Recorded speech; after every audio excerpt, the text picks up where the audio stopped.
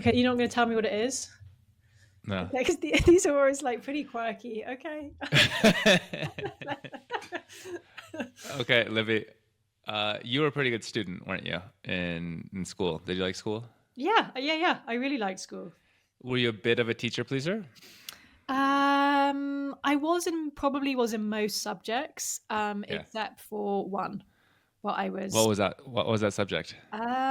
religious education. Okay, okay.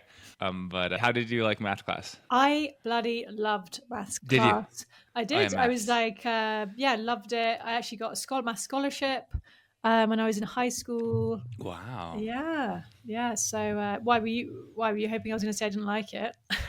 No, no. I mean, I actually wasn't sure. I just know that you were more on the literature side of things when you're teaching and maybe in uni. So I didn't realize that I you was were. actually, yeah, I was actually super sciencey and mathsy until late teens. Yeah. Interesting. Do you remember like what you liked about math I class? found it really motivating, like understanding a procedure or like how to solve a problem and then just be able to do it over and over again. And just feeling like I had that kind of mental toolkit for like Hmm. tackling all these Yeah, different types of problems was just like that's super interesting. motivating. That's interesting. Yeah, like what is your kind of like what do you think of when you think of a good math teacher? So I think of someone who is able to make kind of repetition like fun and exciting because I feel there is just like an element of being able to like practice and practice again and again and be able to build up that procedural fluency. But like that level of repetition like just isn't always that fun for students. So Yeah, someone yeah. who is like, a really solid mathematician themselves, but is able to understand what others might find difficult about maths because I think sometimes there's this sort of gap Yeah. between like if you know something like super well, it's not always necessarily that easy for you to teach it because you don't Yeah, understand like yeah. what misconceptions or like struggles people commonly have. I think it's especially key for maths. Yeah, that's really interesting. The reason I asked you about this is we're talking to Dan Meyer today, who was a really influential voice on what good mathematics instruction looks like and how this interacts with AI and other types of education tools. Yeah, absolutely. And I'm really excited about having Dan on because he's got this sort of mix of skills, like, really valuable perspective on technology in classrooms. So Dan's taught secondary school maths himself, and he's still an active teacher, which is like super cool. He's also an ed tech developer. So he's VP of Teacher Growth at Amplify, where he does loads of thinking about future of maths, technology, and learning. And he's also got a PhD as well from Stanford University in maths Come education. on, So chill out, Dan. yeah, yeah. So What's going on, yeah, man? he's got like the research perspective, the classroom perspective, and the tech perspective. So yeah, and like really going deep on how technology, particularly AI, can support or potentially like undermine that kind of vision of great maths teaching. Yeah, and I think I'm really interested to talk to Dan because I've read his newsletter for a while, and but he's also probably a bit more prominent, skeptical voice on use cases for AI. So it's just really interesting to hear his perspective on this. Yeah, Um, he described himself to me previously as the token AI skeptic. Folks can fight like panels about AI and stuff. So, yeah, but I love that token AI skeptic. but anyway, let's jump in and hear more from Dan. Hi, Dan. Welcome to Ed Technical. It's great to have you here. How you doing? Pleasure to be here. Great. And Dan, I'm actually gonna start off by asking you a question about your day yesterday. Because if I'm right, you were actually teaching in a classroom yourself yesterday, eighth graders. And so maybe just to kick us off, you could give us some insight into how your lesson went yesterday. What was one of the highlights? Yeah, I was trying to teach, I should say that, versus actually teaching. But yeah, I go back into classrooms as often as I can to keep my skills sharp and my memory fresh of what it's like to go in with great intentions. You have this great lesson in your mind, and you go in, and it doesn't go that way. That's super valuable for me as an ed tech developer. So yeah, I noticed that I had to remind myself freshly that kids have ways of hiding in a classroom, especially with a stranger. But like they will be there and they will be compliant. They're not causing trouble, but they aren't getting it, and they're happy if you don't come in and check on how they're getting it. It takes a certain amount of tenacity and like at the desk presence sometimes to tell them, hey, I care about what you're doing. I need you to bring your best here. Bring more than you've got. And they just want you to go away. And sometimes, and that tenacity is, I was just remembering very hard to come by sometimes, as the rest of the class also demands attention and time. So that was, I think, a good lesson for me to relearn. That's awesome. And so, Dan, obviously you are an active teacher yourself. You also describe yourself as an EdTech developer. So can you say a little bit more about what that EdTech developer role is at the moment? Yeah, for sure. I was a high school teacher in math classes and public math for 6 years, and then went to Stanford and did a research doctorate in math education and online methods, and then went to work at a company called Desmos, now at Amplify. And we built a curriculum setup, a way of learning math through laptops in class that was pretty heterodox at the time. This was 2015, and everyone in EdTech decided we know what computers are good for in math class. This was the era of Khan Academy and Coursera and all these other shops. The idea was it's good for information dissemination. Like it can get information to kids quickly. And also for evaluation. It can, through multiple choice assessments, tell the kids, did you get the information we tried to disseminate? And those are not wrong. Computers are very good at that, of course. But we saw other angles for technology that were a bit more novel, specifically around connection and creativity, where we were like, oh, we use these tools for information gathering, of course, but also to connect with people we care about, and also to create things, photos, text messages, tweets, whatever. So we created this curriculum apparatus based around those principles, where kids would be creating in mathematics. They'd be creating, equations, lines, tessellations, all kinds of expressions of mathematical ingenuity. And also they would be connecting with each other through those. So they would see one another's creations and the teacher would see theirs.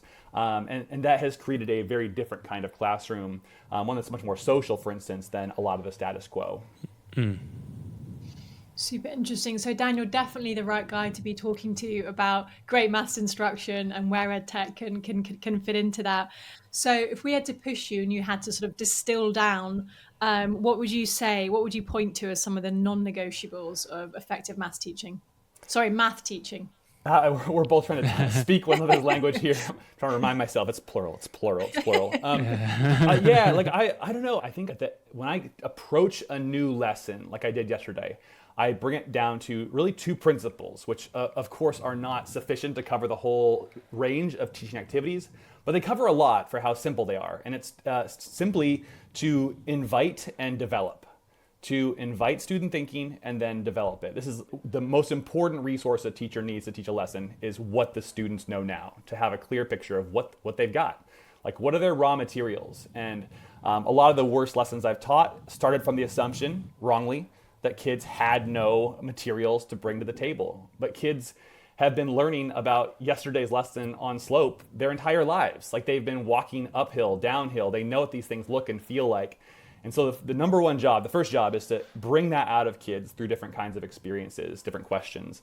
And then from there to develop it. And that part's not simple, but it often looks like throwing two competing ideas against each other and asking students what they think about these two different ideas, to play the referee as a teacher and say, here is what the community of mathematicians think about those two ideas. Or just to directly instruct and say, here's 3 examples of what a formal mathematician might make of this. But those are the 2 verbs that I come back to every single day I teach: inviting and developing. On the invite bit, I thought that was a really interesting way of framing it. I think that there's one sense, like, what does the student know, maybe in a more typical classroom way? Like, do you know the prerequisite standard? Like, are you familiar with this terminology? But it could also mean connections to real world corollaries or examples. Like, do you see invite as being both of those? Yeah, it's much more the latter, where kids who, on a prereq assessment, a multiple choice question about, like, do you know where coordinates are in the plane, for instance, for this lesson on slope? Yeah. Like, they might not show much. They might, it's very, binary, do you know it or not? But I'm more referring to, you use the word real world, and I often think about concrete or sensory or intuitive. Yeah. Like, what are the kinds of experiences? Like, move your arm, up and down, like an uphill or downhill slope. Like, those are the kinds of embodied cognition that kids have, whether or not they have, like, the abstract, precise, formal, calculational, operational skills. And so the idea is there's a lot of times students probably know a lot more on average than that might show up on a formal diagnostic assessment to start off with. And so that's important to anchor yourself and spending some time to figure out, like, hey, what do you already know that might not show up on the the formal diagnostic. Exactly right. Like my first move was, here's a wrong answer, everybody. Here's a wrong answer. Why is it wrong? What's going on? Just what are your eyes telling you here? That's me drawing stuff out of them, raw materials that I can then use for instruction later. And Dan, this is kind of making me think. So there's quite a lot of different hot debates in the space. Obviously AI is kind of one of them, which we'll get to later. But one of the long-standing ones is different pedagogical approaches, discovery-based approaches versus direct instruction. So can you say a bit more about where you come down on here and just how you think about that sort of dichotomy generally? Yeah, great question. I think if I were making a career as a pundit or an academic, valuable professions, not knocking those, it's very tempting to make a strong claim on one of those positions Right. and aim the cannons at the other side. Right. I'm afraid I feel a lot more pragmatic since I'm developing tools used by hundreds of thousands of teachers. That I need to understand like what are their actual needs, and those two descriptions Right. don't adequately describe what anyone really does. People do a combination of things that look like probing students for what they know, asking them to operate at the edge of their capacity in ways that some might think that's just discovery. And no one, like very few people, I should say, there are some people I'm sure do, but just explicitly instruct all period long. So again, the way I find my way around the debate is just to say, I need to know what you know. And a lot of the diagnostics and, like the hold up a whiteboard with, one of four responses don't really help me access that. So I'll often have students start the class with something that might to some look like it's unstructured. It's certainly not explicit, but it helps me know what they know. And then I can teach towards that. Do you have a nice, neat phrase, Dan, for that position? Reasonable Yeah, approach. yeah. I need to hire a marketing firm for this one. It's not great, I admit. I would say the discovery learning that I like most is not the kind where students discover mathematics, but where teachers discover what students know. Like so that is I like that. that's about Okay. as close as I've got to a That's a good. That's not bad. That's like a C two plus. sentence title. That's good. Yeah, that's good. I like Yeah, that. that could go on a t-shirt, Dan, I feel like. That's Right that's on. a good slogan there. Just one more quick question on this. What do you see the role for certain types of repetition to master certain forms of procedural fluency, like times tables? Like I remember my mom would like play a times table game with me, and it didn't really push my mathematical thinking in any way. But then, when I was doing the next thing on my 6th grade math class, it was way easier to, master long division or stuff like that. And I was just wondering what role you think of a certain amount of repetition for certain types of procedural skills. Yeah, I wouldn't get in a car with someone who didn't believe in the value of fluency. Like, when you're first driving a car, it's like every action is so effortful, you're thinking so Yeah. hard about it. You can't do two things at once. But I love the quote by Whitehead where it's like society advances based on the things that they don't have to think about anymore. They become automatic and allow you to go into new frontiers, not having to redevelop those old tools. So, yeah, definitely, I think there's versions of fluency that feel repetitive and mundane and dehumanizing to an extent, and there's others that like are more game-like and where there's a bit of creativity involved. Right. There's same with sports drills and basketball. It's Yeah, not just. I mean, right. there's ways that you can kind of combine some game-like elements to those that feel creative and interesting to kids while developing fluency. So there's a range, but very much a fan of fluency for sure.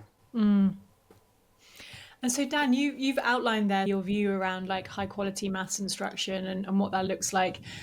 Talk us through like how you see technology fitting in here. Like, what have you seen about what technology can do well in like furthering high quality maths instruction, and where have you seen it work less well? Yeah, I think we should just, talk as colleagues and peers here and admit that the public sentiment is souring quite a bit on kids in front of screens in classrooms. And I got kids in schools, and I'll go in there sometimes, and like there is a dispiriting moment where technology have them in this like dyad, them and the device. And that doesn't meet a lot of people's goals for a kid's education, socially, creatively. And so I really want to keep on pushing the line that I think we took early on that still holds up, where we have kids on computers for a moment for the purpose of drawing raw materials together for the teacher then to work with socially. And so it's like 5 minutes on devices, 5 minutes off, and we kind of move back and forth. We say, Pac-Man your laptops, or laptops down to a fist, or apples up, and then we're back on them. And it's a different kind of orchestration than everyone go to your laptops. I'll see you in 25 minutes. So that's just, we use devices. We use devices because the devices can connect kids, connect people in ways that were not possible before. We use devices because they can create representations of thought that are impossible in real time. An example of that is early on, like we would have kids like watch an animation of someone popping out of a cannon and coming back down, and we'd say graph the height over time. Very standard task. Make a graph of a real world thing. But then they could press play on their graph, and what they would see is the original cannon person and their cannon person. Like they would see their mathematical thought, their graph, rendered as an animation, and they would see the difference between those two. And they could then iterate and make adjustments, and the teacher could then see all of those and the progression and pull out two of them that were interesting, and have a discussion about those. And that's just kind of compare that versus you're all gonna watch a video about how to do this, and then take a multiple choice assessment on whether you learned that video. And if you didn't learn it, we'll pop a chatbot up for you to talk with you about that. And every person in class is doing something different. Those are both technology in classes, but they're just very different classes overall. And do you feel differently with different ages of students, Dan? Like, would you, for example, feel like perhaps like do you think there's more opportunity or there's more value in like older students, for example, maybe having some more of that extended time for independent practice versus younger students, or do you think that that kind of model of more social learning, orchestration of smaller uses or shorter bursts of tech combined with bringing people back together, is one that makes sense, or or would be more appropriate than what we're seeing currently across all different ages? Yeah, great question. I couldn't prescribe like a specific minutes per age. I would just start with like, what is the goal of learning at these different ages? Like, what are the kind of work outputs? What are the social objectives? And Right. obviously at younger ages, there's so much focus on learning how to be a human around Yeah. other humans. Yeah. And at older grades, you're writing essays, creating presentations. And I would Yeah. just let the objectives dictate Right. the kinds of technology that's in use. Yeah. On that social aspect you're talking about, one way of thinking about it is like the social interaction is motivating because we're humans and we like social interactions. And like, I'm just going to care more if my buddy's going to think I did a good job or I know the teacher cares. But it's mainly just motivational, like going to a gym class together. Let's say CrossFit, like you could do a CrossFit workout at home, and if you were self-disciplined enough, it would be just as good. Like there's nothing actually mechanically better about doing it as a group. It's purely motivational. But I could also see that this type of social interaction in class, you could make an argument that it's not just motivational, it's also elicits different types of thinking. Or so I guess in terms of, do you think it's just like the interpersonal motivation, or do you also think it's something about, the dialogical act with other human beings forces Right. you to do different types of thinking? Yeah, Interesting question, Owen. yeah. Good. Wow, okay. Wow, we're Don't sound too we're surprised, by okay. Owen here. Yeah, wow, Owen. Good contribution for once. Yeah, hey, I love it. I think this is such a good question. And I think the motivational aspect is just huge. I would say it's the lion's share of it is that kids show up at school in large part to be around other kids, the majority of them. But there are just certain mathematical competencies that you can't do on your own. For instance, making an argument and making someone believe your argument. Like what constitutes belief is socially constructed, and you gotta throw that idea at someone else and hear them say, I don't know about that. And then you make a new argument. So it's both and. The most important learning, one of them anyway, is like that people like me have ideas that are worth talking about. Is I think kind of combines both of those. When the teacher, like who has all this knowledge, who you maybe respect, when that person says like, this was interesting right here, and it's yours, or it's someone who is a kid and not just like, the canonical mathematicians or the teacher themselves or the textbook author, that is a massive, massive learning for a kid. So both and. Okay, interesting. So Dan, we were talking earlier about maybe there's a need to like coin a term for this sort of reasonable middle ground you were outlining when it comes to, pedagogical approaches. You have coined another phrase, which is AI guy. And so I think if we've understood correctly, AI guys, someone who's super enthusiastic about AI, like transforming everything, doesn't really understand the kind of underlying mechanics of how kids learn. What do you see as some of the most common misconceptions about learning from AI Guy when it comes to maths teaching? I like that AI guy has been undefined by me, so everyone can kind of look at the term and wonder to themselves, as they should. Is he talking about me?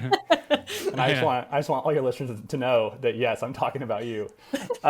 So like I think AI guys talking about me. AI guys, they really they love the technology, and I love that about them, and definitely vibe to that as a nerd's nerd. But they have this mental tendency to construct schools in such a way that AI is the solution to their problems. Like if AI is the answer, then how can we phrase the question to make those match? And that's very possible to do that. But what they have to do is a mental exercise of distorting like what we do in schools. They have to shave off all these just various rough edges that we've attached to schools to make it serve this place it serves in society. And by performing that shaving act, that makes it tractable to AI in a way, but functionally much less useful to the people who work in there. I think a lot of AI guys, at the risk of generalizing, did not have as much use for social dimensions of learning in school. Like maybe just like, I just love the learning.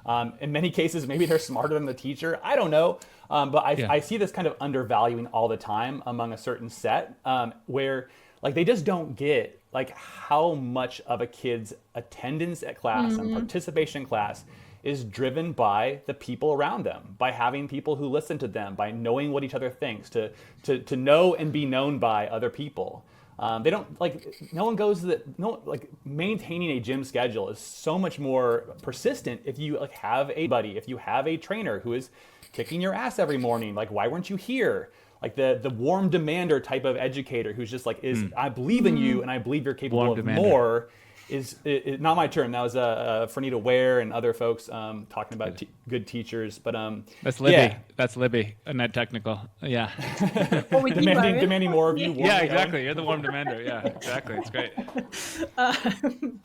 Could you just double click on the content? I think you need to back off a little bit from the mic. I'm just getting too excited. I'm just getting Calm down. I'm getting in here. I'm getting fired up. Bit of a digression, but just there's a podcast. It's like a tech podcast, Dwarkesh, but he was interviewing Andrej Karpathy, who in some ways you'd think would be AI guy, like the prime example, was like a savant, loves this stuff, but he was literally talking about how he thought it's really far away for good tutors. And he's like talking about getting a real human tutor. He was trying to learn Korean. And he's like, this person's amazing. And it's like so far beyond our current tech capabilities. And it was interesting seeing like this guy who you'd assume would be like AI guy number one being like, oh, no, like, kind of like what a good human tutor is doing is just like a whole different level still, which I thought was it was interesting. Yeah, the people who are farthest from the money and closest to the tech are an interesting group to watch. Like, people just got to like watch a tutor work. Let's watch a tutor work and then compare that to what goes on with chatbot tutors. And like when the tutor interjects, when the tutor does not interject, is a very sensitive moment. Like I helped maybe 7 kids last week in a class at their desks during free work. One of them asked for it. Only one of them asked for it. And the rest of them needed it by my estimation, but were not going to ask for it. They were happy to be hidden and just kind of like be compliant and get along. Yeah. I'm smelling kids. Like I'm walking around the room smelling kids. You know, I got the stress pheromones when they're like stuck. Like you just can't pull that off with these chatbots. So just to play that back to you. So basically the concern is this: on the surface, like AI chatbots and the content they're producing can look really good and perhaps create the perception that it's a good alternative or a good equivalent to high quality human instruction. But in reality, there's a huge amount that they're missing. Is that kind of, did I get that right? Yeah, you did. And just since this is a crew that like thinks hard about research and is very pragmatic in that way, there's a paper came out from Google and Edie, which I thought was super interesting, that showed good results for human plus LLM versus human alone, which could cause some confusion about what I'm talking about. But I just want to name that a lot of these studies, the quote unquote human here is a human as distilled down into a text message interface, right? Like in both of these instances, the human is typing into the text message. Right. And we also add an LLM. That move looks better, but that's not the kind of tutoring that kids typically need or get. Yes, like there's almost 2 levels of distinction. If it's a full text interface, like a human doing a text tutoring session versus an LLM, you still think the human would probably do on average might have certain types of sensitivities about when to intervene. But what you're saying, the real thing is actually like being in the classroom and like reading body language. And I know that the student who sits in the back left is avoidant. So I know that that's the student I kind of have to go check on because they look like they're doing work, but they're not. Whereas I know this other student is the one who's always going to be super keen, and the minute they're confused, they're going to call me over. And that's not even like a chatbot versus not chatbot. It's like embodied real human versus the computer space. Exactly right. And the AI guys aren't wrong. That's really hard. Like that is resource intensive and not possible in a lot of situations. And I get the problem. I just like, I know what an inadequate solution looks like when I see it. Yeah, it's tricky, isn't it? Because part of the problem is that the term tutor is just like it's just been overused, and it covers such a broad spectrum now of different types of interactions between like humans and students. Yeah. Well, what about does AI guy get anything right, Dan? I mean, they're right that the technology is pretty cool. Like I'm not made of stone here, folks. Like those words start popping on. That's cool stuff. Yeah, I'll say like the thing I'm most excited about right now that I'm working on at Amplify is an AI project that I initiated, I prototyped it, I've fought for it start to finish, and it's would not be possible without this new technology. So like the answer is yes, absolutely. I don't get excited by the idea of content generation, like the generation of content, be it text or video. Like it's slop a lot of times, even aside from hallucinations, which aren't so bad, but it's slop. And again, like it splits the class up into different little fiefdoms who don't know how to talk to each other. But I do love how this technology can analyze text faster than a teacher can in the moment. Like full stop. Yeah. That's when I go into a classroom and I ask kids a question that they have been primed to answer through this careful invitation and development. And here's the question, and it's like, create your own X, Y, or Z that demonstrates your understanding. And I'm like looking at 30 responses, and I just don't know how to like process that in real time. Yeah. And so we got this system called discussion moments now that I've been working on, where our curriculum authors usually would say in our teacher notes, here's what to watch out for.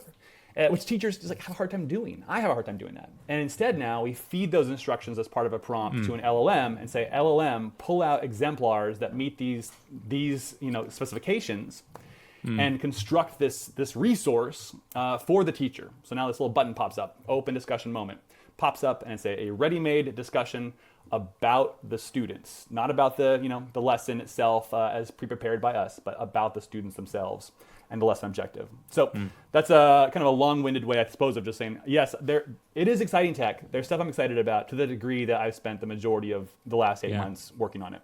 Mm-hmm. So Dan, I think also one of the other things that perhaps AI guy misses is like the reality of how much AI is actually being used by teachers and in classrooms. And I know this is something that you've posted about in the past. I would be like really interested in like how, and I guess number one, like what's your interpretation of how widely adopted AI tools are by teachers at the moment? And I guess, again, we come into a definitional issue here, right? Of like, how do we define AI? Does this mean like teachers using free chat GPT, or are we talking about educational tools here? But I guess however you think it's most helpful to define it, like how do you interpret kind of adoption across teachers at the moment? Yeah, I live near the Silicon Valley. I'm in the Bay Area. Every billboard around me is an AI startup. I'm in the thick of it here, and I work in schools with young teachers, tech forward teachers, and I'm always asking them like, are you using this stuff and how? And I have been surprised at the diminished uptake anecdotally around me. I've loved Education Week has done longitudinal surveys of national panels of teachers in the U.S. on their usage over the last 3 years, making this just a really rich and you can kind of sense the trajectory of things.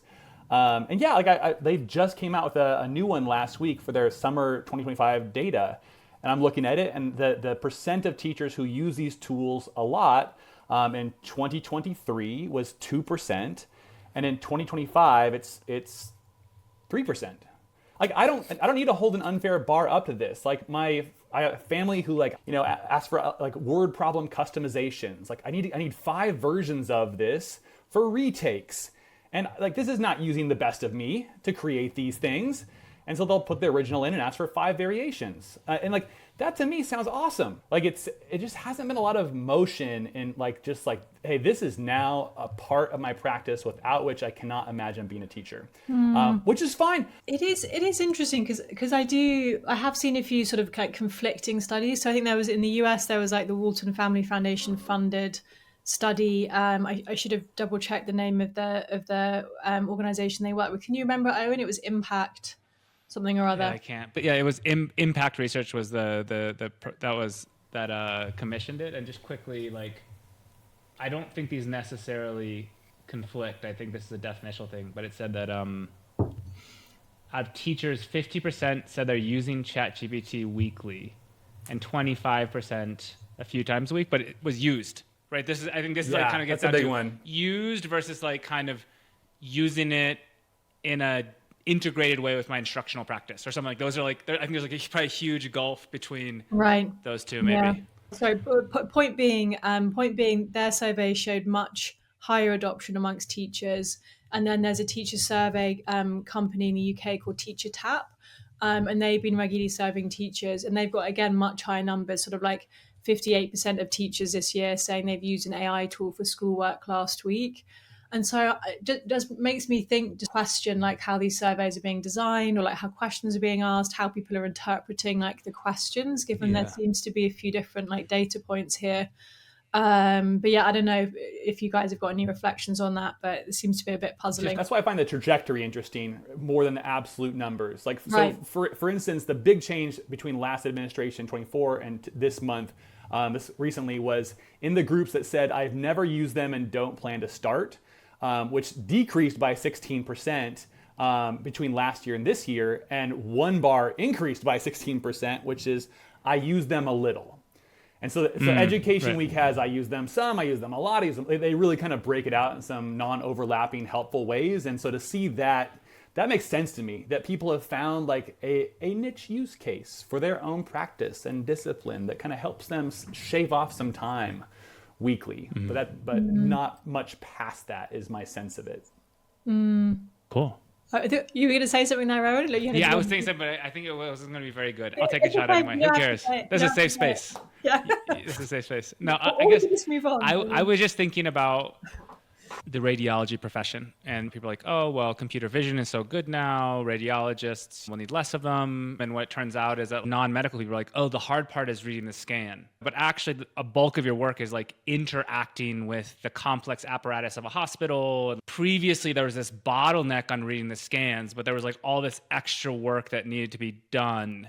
And so the reality is like kind of like having it take over large portions of your workflow in a complex profession is really, really difficult. And like, at least in my opinion, teaching is one of like the most cognitively demanding, complex professional practices. Like all the different things you're doing is just so complicated that it's probably like, it's really unrealistic to think that it's going to integrate itself into teachers' practices, except in piecemeal ways. How was that, Libby? Was that worth asking? What have you asked? Thumbs up. It sounds like that was withering from Libby. Oh man, what have you asked? Be thinking about that one for a while. And also just to jump on that, in case we want to, like the radiologist has an easy route from the imagery, which is already in a computer, to pass that to an LLM for analysis. One of the main challenges in classrooms is how do you get the raw data into the LLM? Like where is that pipe? You might imagine like every kid has a laptop, or there's microphones hanging from the ceiling or something, but there needs to be some route in and a route back from the LLM, which is in theory done some magic. And those routes are very hard to construct in ways that don't feel creepy, that feel naturalistic, that don't involve every kid suddenly isolated with the screen. Like that's a major challenge in the cognitive and social environment of a classroom. Yeah, that's really well put, Dan. We've had some really interesting conversations with researchers in prior episodes who are doing, super interesting like lab-based work using like video data, etc., from classrooms. And you can see the richness of the data for like generating insights, but then it's just extremely challenging to see how that could make sense or be kind of comfortable in a school setting, particularly in like the US and Europe, like anytime soon. So it's Libby, the contrast between how you reacted to my comment and Dan's was pretty brutal there. Well, maybe reflect over that. Yeah. Okay. Yeah. Cool. Should we just go to the closing questions? Okay. Do you wanna kick things off, Owen, today? Yeah, absolutely. Cool. Well, Dan, we usually try to close with 3 questions. So the first one is something that's commonly misunderstood about AI in education, even among fairly informed audiences. Yeah, especially for technical folk who have a great heart for this work, I'm sure I would just say, like, the stuff that has made you exceptional at your work in technical fields has potentially made you poorly adapted to work in schools, and just to get into schools and try to understand like what is going on, not just cognitively, but socially there. Yeah, I like your phrase "rough edges," Dan, that you used earlier. Like the reality is there are just lots of kind of rough edges that make some people's visions for AI use in school just not Yeah. feasible. Well, I think, but also like what's interesting is this also could just be like a framing issue because like in normal tech product development, this is like very well understood, right? Like, you need to get a product in real users' hands. You have to see how they actually use it. It's not at all alien, but it's just like kind of like for some reason we're not applying it to the school environment as we would to, some other environment. Okay, Dan, our next one, a heterodox opinion you hold about AI in education, and maybe something that might surprise our listeners given your public views. Yeah, I mean, I think it'll probably surprise people that have been working on AI for the last 8 months, I would imagine. I've made a lot of friends on the anti-AI side, who might be anti for reasons I don't particularly share, given that I have been working with AI. So I'm just not sure who's my friend anymore, to be honest. We're your friend, Dan. We're your friend. I already counted on you two at my birthday party, but I'm looking to round things out with a more domestic audience, also crowd of friends. But yeah, like I just think there is value here. A lot of the negative externalities of AI, the resource extraction, the possibility of copyright, infringement, all of that. Like I just don't see that as being particularly new.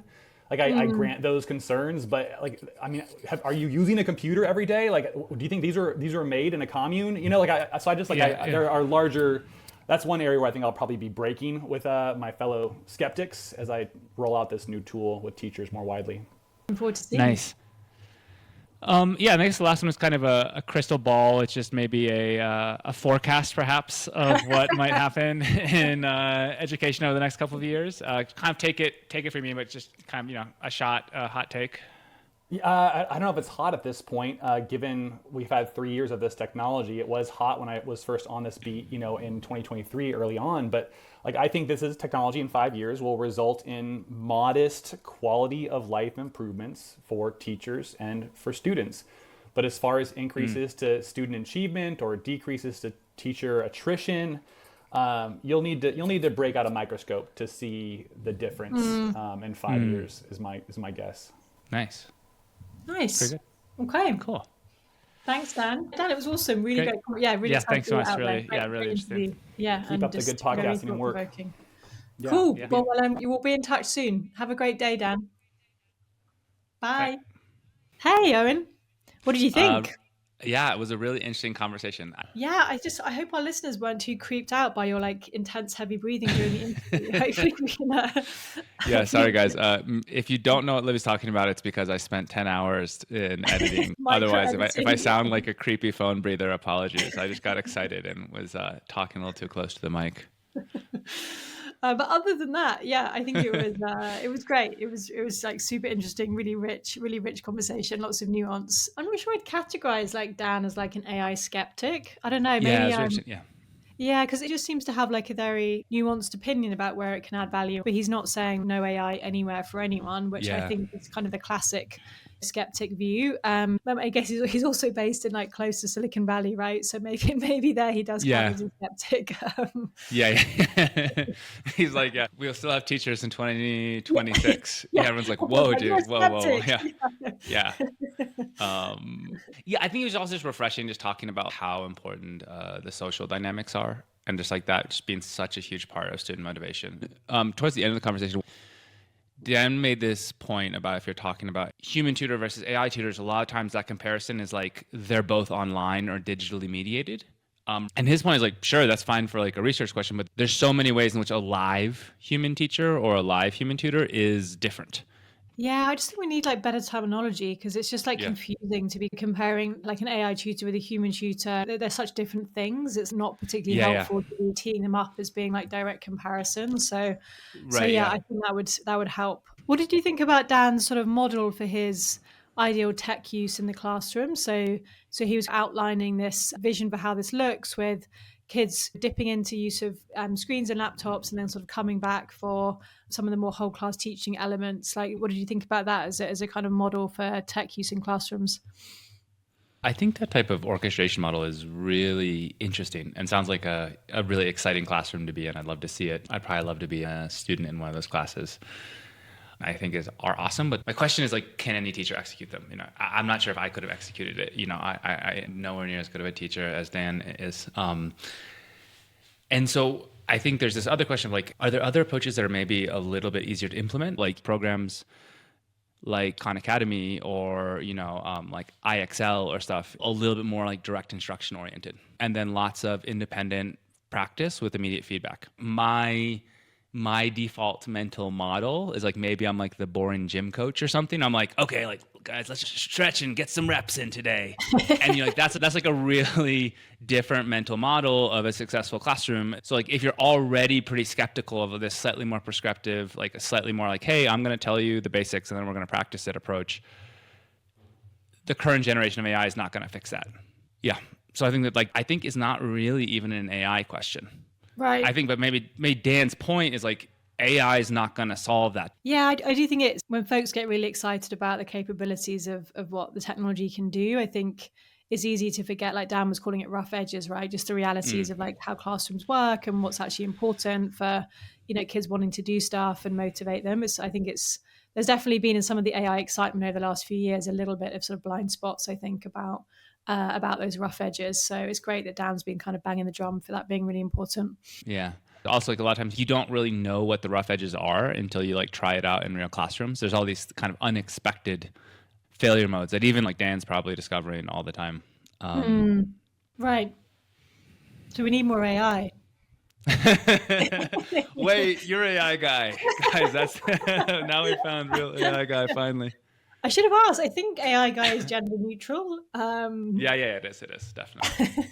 I think it's just most AI guys are guys. But yeah. Yeah, no comment. We should follow Dan. Yeah, is it an inclusive term? I'm sure it is. Yeah. Okay, buddy. Cool. Well, don't forget to go back and listen to Dan's interview with interest before you submit your application for the forecasting. Yeah, guys. Yeah, this is the last episode of the year of 2025, and we'll be back at you in 2026. But it's also the last podcast before the deadline for our forecasting competition. You have a chance to win $1 million if you put in the best forecast, right, Libby? Yes, funded by Owen. How generous. Thank you, man, Owen. Okay. Not sure with our cash prizes. It should take you an hour or two. Please check out the website, edtechnical.com/competition. Would love to hear from you or anyone you know. Awesome. Bye, buddy. All right. See you Bye. soon. Bye.